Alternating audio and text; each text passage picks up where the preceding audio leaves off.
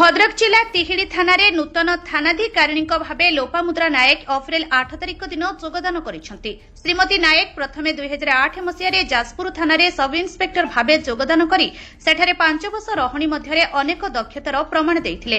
तापरे कलिंगनगर थाना, दानागदी फांडी, खैरा थाना, रासगोविंदपुर थाना, खुंटा थाना, रेमुणा थाना, वासुदेवपुर थाना एहिपरि दीर्घ 18 वर्ष विभिन्न थाना थानाधिकारिणी भाव कार्य करी निजर कार्य सुचारू रूपे संपादन करने सहित अनेक अपराध नियंत्रण तथा दक्षतार प्रमाण देइछंती।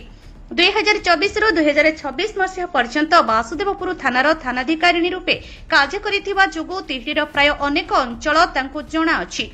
तेणु एठारे काम करिबा पई तांकु कोनोसी असुविधा हेबो नाही बोली कहिसंती। तिहिड़ी अंचल रे अपराध नियंत्रण, जनसाधारणक अस्थाभाजन, बेआईनी मद, ब्राउन सुगार, गंजा कारोबार, चोरा कोइला चालाण, शांति श्रृंखला बजाय रखिबा, भातृत्व संहति प्रतिष्ठा करिबा सहित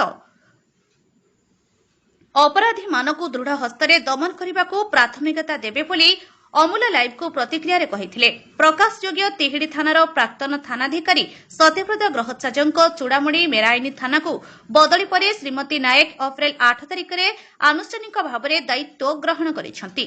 भद्रकरू अमूल्य कुमार माझी रिपोर्ट, अमूल्य लाइव।